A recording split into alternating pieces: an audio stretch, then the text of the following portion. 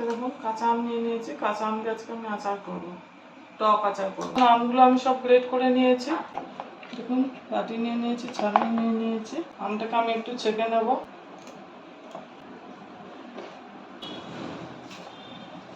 আমটা আমি জুসটা আমি পুরো ছেঁকে দিয়েছি। আমের আচারটা করার জন্য আমি সর্ষে নিয়েছি, সর্ষেটাকে আমি একটু শুকনো খোলায় ভেজে নেবো। গ্যাস জ্বালিয়ে দিয়েছি, প্যান বসিয়ে দিয়েছি, প্যানটা আমার গরম হয়ে গেছে। সর্ষেগুলো আমি এর মধ্যে দেবো। খুব বেশি ভাজবেন না, কালো হয়ে গেলে পুড়ে যাবে।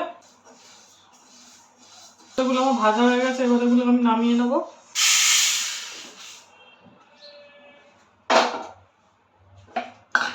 আমি সর্ষের তেল নিয়েছি, সর্ষের তেলের মধ্যে কালো জিরে নিয়েছি, আমি এর মধ্যে কালো জিরে দিয়ে তেলটা আমি হালকা গরম করব। দেখুন ফোড়নটা আমার ফুটে গেছে, এবার আমি নামিয়ে দেবো। তেলটাকে একটু ঠান্ডা হতে দেবো।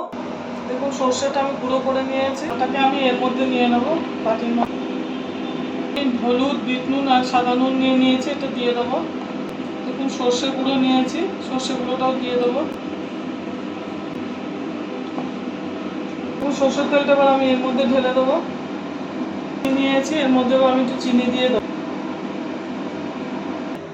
দেখুন এরকম হবে, আরো মজবে, আরো তেল লাগবে। গরম আছে, এটা খানিকক্ষণ এইভাবে রেখে দেবো। এটা ঠান্ডা হলে বয়মে ভরে রোদ্দুরে দিতে হবে। দেখুন আচারটা আমার বানানো হয়ে গেছে।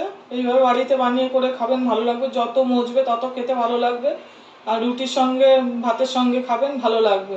আর আমার চ্যানেলটা লাইক, সাবস্ক্রাইব আর শেয়ার করবেন।